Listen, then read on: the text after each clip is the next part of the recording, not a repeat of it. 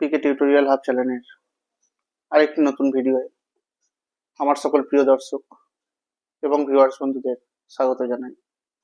প্রিয় দর্শক, তোমাদের উদ্দেশ্যে আমি প্রথমে জানিয়ে রাখি, তোমরা আমার আজকের এই ভিডিওটি শুরু থেকে শেষ পর্যন্ত সম্পূর্ণ অংশটুকু দেখবে এবং ভিডিওটি তোমাদের কেমন লাগলো তা কমেন্টের মাধ্যমে জানাবে। তোমাদের এই কমেন্টগুলোই পরবর্তীতে আমাকে আরো এই ধরনের বিষয়ভিত্তিক ভিডিওগুলি তৈরি করতে উৎসাহিত করবে। তোমরা আমার আজকের এই ভিডিওটি তোমাদের বন্ধু বান্ধব এবং আত্মীয় স্বজনের মধ্যে শেয়ার করে দেবে, যাতে তোমাদের মতো তারাও এই বিষয়ভিত্তিক ভিডিওগুলির মধ্যে দিয়ে উপকৃত হতে পারে। পশ্চিমবঙ্গ উচ্চ মাধ্যমিক শিক্ষা সংসদের একাদশ শ্রেণীর দ্বিতীয় সেমিস্টারের ইতিহাস বিষয়ের আলোচিত অধ্যায় রাষ্ট্রের প্রকৃতি। এই রাষ্ট্রের প্রকৃতির অধ্যায় থেকে আজকে আমি তোমাদের সফিস্ট বলতে কাদের বোঝানো হতো সেই বিষয়টি নিয়ে আলোচনা করব।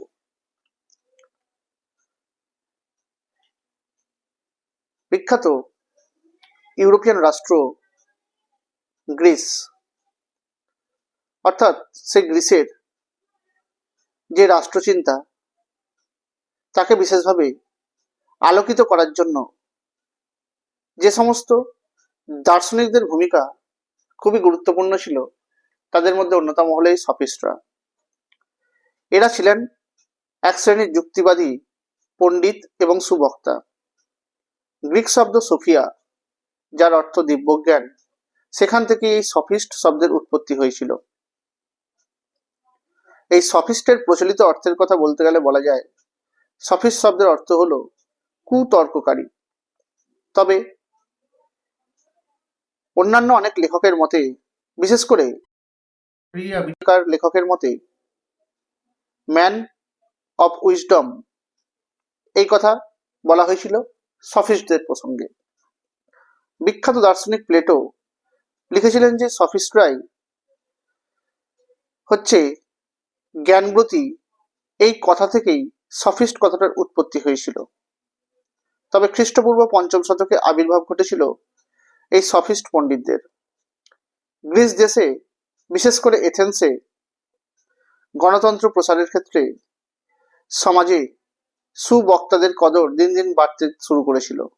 আর ঠিক সেই সময় রাজনৈতিক বিতর্কে যুক্তি এবং তথ্যের দ্বারা বিরোধী পক্ষকে তর্কযুদ্ধে পরাজিত করার রীতি জনপ্রিয় হয়েছিল। সাহিত্য, রাষ্ট্রদর্শন, বাগ্মিতা এবং পরিচালনা ইত্যাদি নানা ক্ষেত্রে নতুন শিক্ষা এবং প্রশিক্ষণের চাহিদাও দিন দিন বৃদ্ধি পেয়েছিল। এই চাহিদা মেটানোর জন্যই একদল পণ্ডিত এগিয়ে এসেছিলেন। এদেরকেই বলা হতো সফিস্ট। সফিস্টরা মানুষকে শিক্ষার কেন্দ্রবিন্দু বলে মনে করতেন।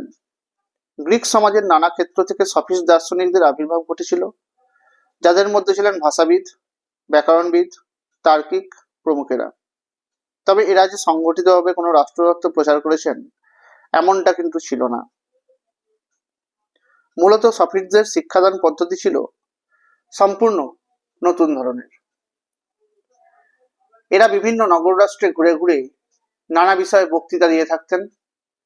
যুক্তি এবং সমালোচনার দ্বারা প্রতিপক্ষের ধ্যান ধারণাকে কিভাবে নস্যাৎ করে দেওয়া যায়, এই ধরনের শিক্ষা পাওয়া গিয়েছিল সফিস্টদের কাছ থেকে। মূলত দার্শনিক, তর্কবিদ এবং শিক্ষক হয়ে থাকলেও এদের চিন্তাভাবনা রাষ্ট্র জীবনের ক্ষেত্রেও প্রাসঙ্গিক ছিল। কয়েকজন উল্লেখযোগ্য সফিস্ট দার্শনিকদের কথা বলতে গেলে প্রথমেই যার নাম করা যায় তিনি হলেন হিপ্পিয়াস। এই হিপ্পিয়াস ছিলেন প্রোটাগোরাস এবং সক্রেটিসের সমসাময়িক এক বিশিষ্ট সফিস্ট দার্শনিক। তার সময়কাল ছিল আনুমানিক 570 থেকে 490 খ্রিস্টপূর্বাব্দ। তিনি ছিলেন কবি, সঙ্গীতজ্ঞ, এগুলোর সঙ্গে সঙ্গে দর্শন, রাষ্ট্রবিজ্ঞান, গণিত প্রভৃতি বিষয়গুলোতে তিনি সমান পারদর্শী ছিলেন। তার মত অনুযায়ী প্রত্যেকটি মানুষকে তার নিজের প্রয়োজন অনুযায়ী রসদ বা সম্পদ সংগ্রহ করতে হবে। নগর জীবনের যে কৃত্রিমতা, তাকে একেবারে তিনি মানতে পারতেন না। প্লেটোর রচনা থেকে জানতে পারা যায় যে হিপ্পিয়াস মনে করতেন সকল মানুষ প্রকৃতিগত দিক থেকে একে অন্যের আত্মীয়। মানুষের তৈরি প্রথায় যদিও তার কোনো স্বীকৃতি ছিল না, আর এই ধরনের প্রথাই মানুষকে প্রকৃতির বিরুদ্ধে নানা কাজ করতে বাধ্য করে। এছাড়াও ছিলেন প্রোটাগোরাস, যার সময়কাল ছিল আনুমানিক খ্রিস্টপূর্ব 500 থেকে 430 অব্দ। তিনি ছিলেন গ্রিসের প্রাচীনতম এবং শ্রেষ্ঠ সফিস্ট চিন্তাবিদ। তার মতে মানুষই হলেন সব বিচারের মাপকাঠি। সক্রেটিসের আগে তিনি দর্শন চর্চায় অধ্যাত্মবাদী দৃষ্টিভঙ্গির সূচনা করেছিলেন। প্রোটাগোরাস ইন্দ্রিয়গ্রাহ্য নয় এমন কোন ধারণাকে স্বীকার করেননি। তার মতে পরম বা চরম সত্য বলে কিছু হয় না। মানুষের দৃষ্টিভঙ্গি এবং পরিস্থিতি অনুযায়ী সত্য নির্ধারিত হয়, তাই সত্য সুন্দরের ধারণা অপেক্ষিক।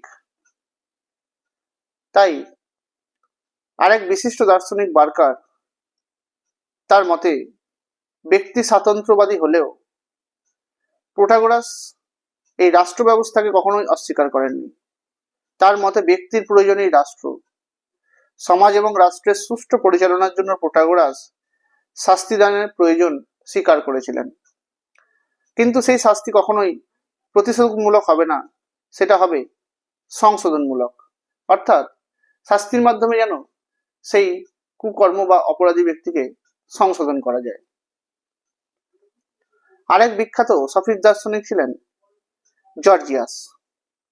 দর্শন এবং তর্কশাস্ত্রের একজন বিদগ্ধ শিক্ষক হিসেবে সিসিলিতে বিশেষ খ্যাতি লাভ করেছিলেন এই বিশিষ্ট সফিস্ট দার্শনিক জর্জিয়াস, যার কার্যকাল আনুমানিক 483 থেকে 375 খ্রিস্টপূর্বাব্দ।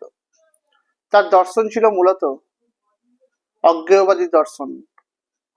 তিনি বলেছেন, এই বিশ্বে কোনো কিছুর অস্তিত্ব নেই। যদি কিছু বিদ্যমান থাকে তা আবার জানার উপায় নেই, আর যদি কোনো কিছু জানাও যায় সেটা ব্যাখ্যা করা বা অন্যকে জানানোর উপায় থাকে না। জর্জিয়াসের দার্শনিক তত্ত্বের পরিচয় মেলে encomium of Helen, epitaphios on non existence or on nature ইত্যাদি রচনায়।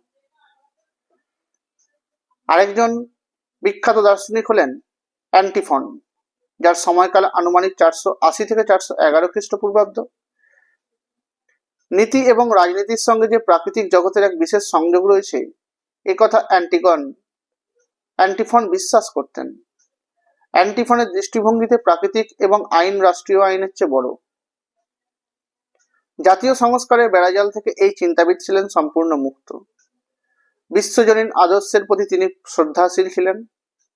এই প্রসঙ্গে উল্লেখ করা প্রয়োজন যে বাস্তবতাই ছিল অ্যান্টিফনের চিন্তার মূল বিষয়, এবং তিনি কল্পনা করেছিলেন এমন এক জগতের যেখানে মানুষের পরিচয়ে বসবাস করবে। এই সফিস্ট দার্শনিকদের মধ্যে যার কথা না বললেই নয় তিনি হলেন থ্রেসিমেকাস।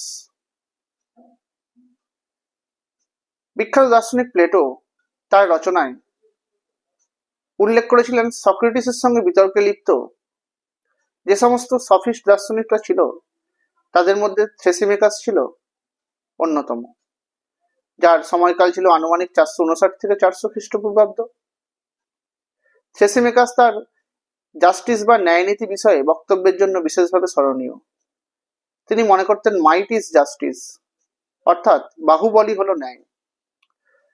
তাই এত কিছু আলোচনার উপর ভিত্তি করে বলা যায় সফিস্টরাই প্রথম প্রকৃতির রাজ্য থেকে মানুষের দিকে নজর দিতে শিখিয়েছিলেন। এরা ব্যক্তি স্বাতন্ত্র্যবাদী দর্শনের জনক ছিলেন। এই প্রসঙ্গে রাষ্ট্রবিজ্ঞানী গেটেল তিনি বলেছিলেন, সফিস্টরাই প্রথম ঘোষণা করেছিল রাষ্ট্র সামাজিক চুক্তি দ্বারা সৃষ্ট।